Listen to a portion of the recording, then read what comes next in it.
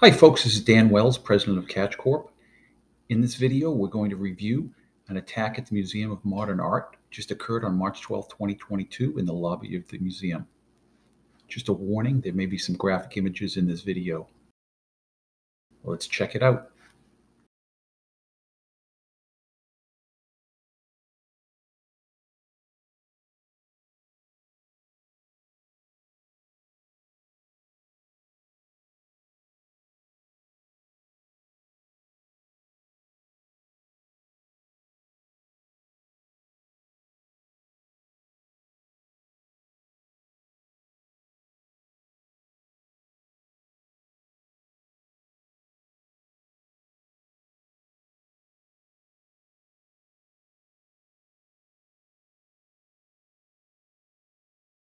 Some hostile events start rapidly and end just as fast.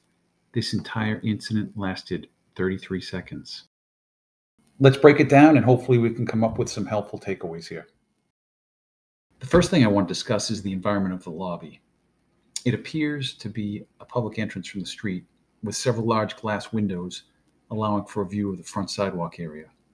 The reception counter allows for staff access on the far end and transitions into a closed-end horseshoe configuration, which is where we see our victims located.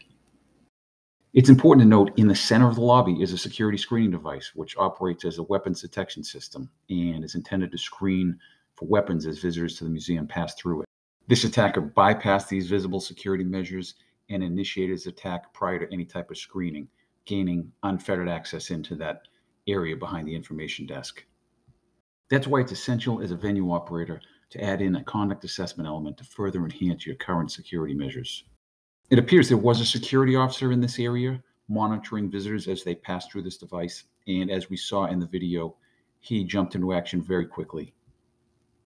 Some additional information which may add some context to this incident: this attacker was known to museum staff.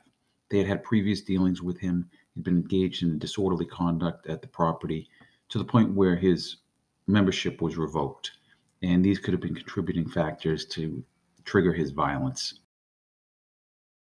As this all starts to go down in the lobby, we're going to see individuals display elements of fight, flight, and freeze. We see fight from the security officer. Although he's probably unarmed, he immediately engages the attacker both verbally and physically. He is utilizing anything at his disposal on that counter to throw at the attacker and try and distract him. And at one point, it absolutely works. One of the female victims is able to escape from behind the counter thanks to his efforts. We see flight from individuals in the lobby who have quickly recognized the threat and made the decision to run to the nearest door to get outside and distance themselves from that threat. And then we see freeze as these three victims momentarily lock in place inside this counter. It took this attacker 8 seconds to make his way to the counter, scale it, and then be in position to strike. Early recognition of a potential threat is critical. And in order to put yourself in a position that allows you to do that, you need to continually monitor your surroundings. Try to expand your personal perimeter picture. And by that, I mean, look out beyond the immediate area of your day-to-day workstation and see what is actually going on around you, who is coming, who is going.